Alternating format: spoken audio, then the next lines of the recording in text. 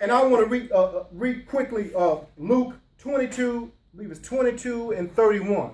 Luke 22:31. Jesus is talking to his disciples, and in the midst of talking, he immediately just interrupt his own conversation with his disciples. He was just downloaded. His radars were up. He just said, Simon, Simon, indeed Satan has desired you.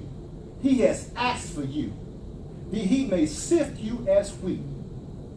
But I have prayed for you, that your strength will not fail. And when you have returned, go and strengthen your brother. So what was Jesus saying? He's saying that I'm not going to call you Peter. I'm going to call you Simon. Simon was his name before he met Jesus. Simon Peter, his name in the Word. I'm going to remind you of what Satan is really after. He ain't after the Peter that, you being embellished by my presence, I'm empowered you. No, he's after Simon. And I'm going to repeat it so you have an understanding, a clear understanding, the seriousness of this breaking news conversation that we're having right now. That Satan has requested you. He didn't just request you. When I look at the Hebrew word of desire, it means to demand. I demand him. Why? Because of I don't know the future, but there is something powerful with this man, with this woman. There's something powerful. And I need to destroy them. I need to utterly, to sift means that I take wheat and I put it in a device to radically shake it. A sieve. I put it in a perforated device and it violently shakes it and it separates the coarse from that which you want. So in other words, I want to graphically and horrifically destroy you. I don't even want it to be a remnant of you because of what you mean to my kingdom. And so Jesus saying that, hey, listen, wait a minute, let's shut this conversation down. Satan wants you. He demanded you. But I'm going to pray for you.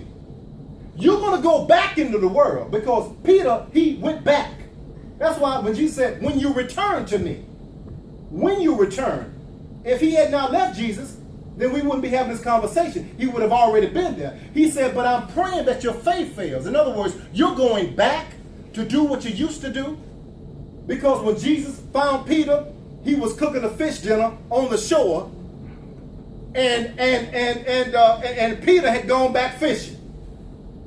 I tell you that shame and rejection and grief will cause some of your mentees to go back to do what's familiar, to hang around who's familiar, to go kick it with who's familiar, to do the familiar, to do what? To escape the pain and the shame and the rejection and being ostracized. It will drive you back to who you used to be, Simon, rather than Peter. So therefore, when you return to me, come on, I'm praying that your faith in the midst of the crack house, in the midst of the strip club, in the midst of pornography, in the midst of the bars, in the midst of all of that, there's something on the inside of you that will be quickened and not sifted. I'm going to intercede. I'm going to war on your behalf against satanic powers that you cannot see.